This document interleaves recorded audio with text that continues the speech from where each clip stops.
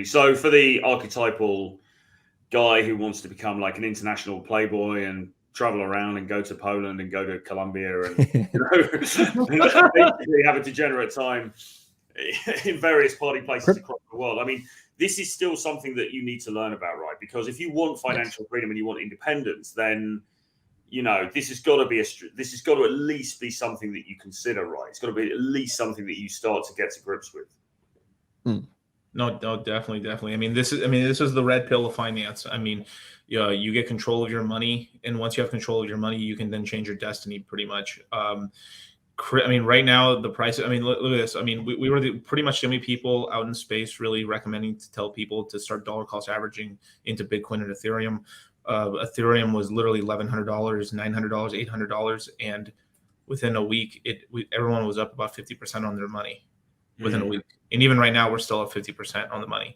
Now, I do believe with all things happening right now, we're going to have another little leg down on the spaces, but it's a great time to start accumulating, because if you manage to buy $1,000 Ethereum, its all-time high was $5,000. You lock in pretty much a 4x, 5x on your capital.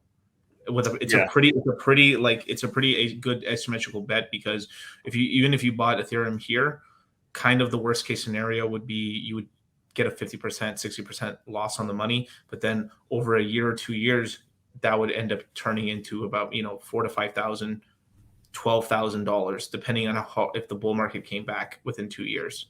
And not a realized loss, just a loss on paper as the market fluctuates. But if you hold it as a long-term savings account, then essentially, right, that price will go up.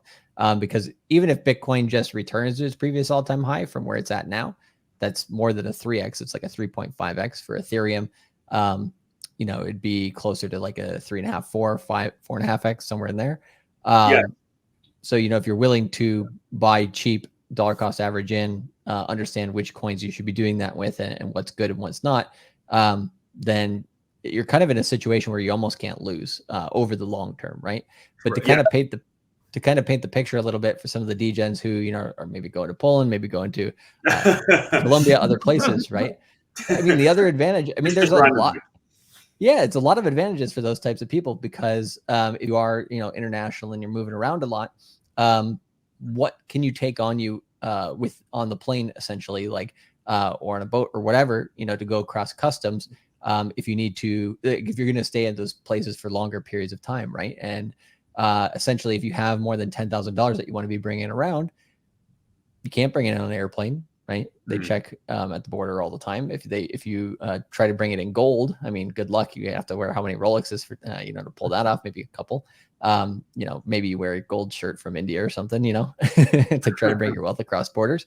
And there's a lot of stuff that you can't do with traditional money that you can do with cryptocurrency, especially internationally. Yeah, for sure. And so this is